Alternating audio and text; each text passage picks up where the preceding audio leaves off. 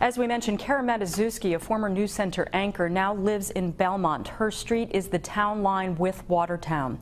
She woke up like everyone else this morning to SWAT teams making their way through her neighborhood, and she joins us now by phone. Kara, first we want to ask you, how are you, Scott, and the twins doing? Thank you, Kathleen.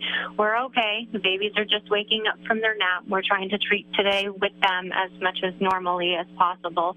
I was supposed to be at work at Northeastern today, but the university's closed, and Scott's supposed to work at Fenway tonight. But as we know, the game is currently on hold, so we'll see. As normally as you can treat a day, when I talked to you just about an hour ago, you are, like everyone else, locked in your house with the shades drawn and prepared to go to the basement if need be. Absolutely. We woke up this morning to a phone call from my mother saying, do not go outside. There were a couple of people who came to the bus stop that's directly across the street from us. Like you said, it's the town line. It's in Watertown. I yelled out to them, go home, go home. They went home. We have seen some cars driving up and down, like you said to Chris, but mostly it's been police cars. We did at about somewhere between 6:30 and 7 o'clock. We had a tactical team marked as FBI who were coming down our street, down Belmont Street, and searching every yard, every porch, every shed, everything they could possibly look into. They didn't come door to door, but they were wearing their bulletproof vests and their helmets, and they had their guns out, and were searching everything. I opened the window to yell the garage code so that they could get into our garage and just make sure everything was okay in there. And one of them turned to me and said, stay inside. I said, absolutely, here's our garage code. They looked in.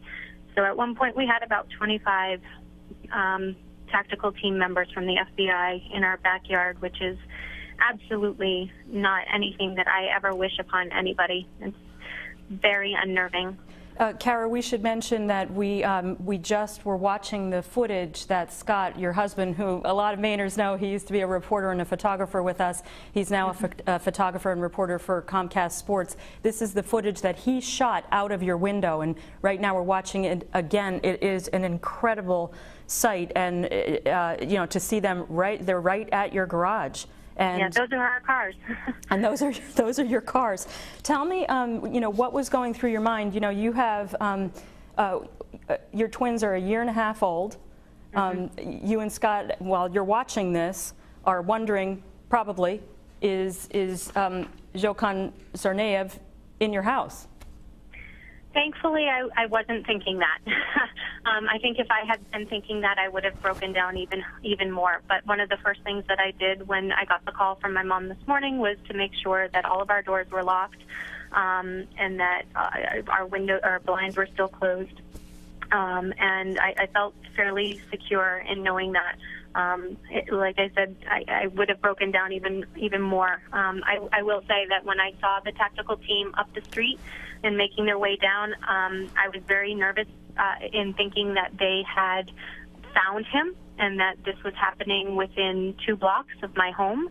And I did break down at that point, but I was on the phone with my mom, and Scott was standing there with me, and they both reminded me this is what happens. This is what they're doing. These people are amazing FBI agents and police officers and first responders, and they are making sure that the rest of us are safe, and they are doing everything that they possibly can, and that's what is keeping me grounded. I'm still hearing that helicopter that you saw in Chris's shot. I can hear it from just outside, and it's still unnerving, but the twins are waking up. They are going to have some lunch. We're going to read some books. We're going to listen to some music.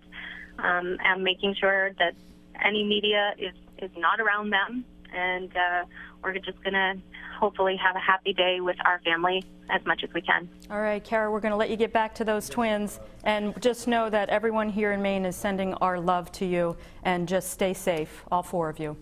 Kara Matuszewski-Sassone reporting live for us by phone from Belmont, Massachusetts, which is very close to the center of the manhunt for the Boston bombing suspect.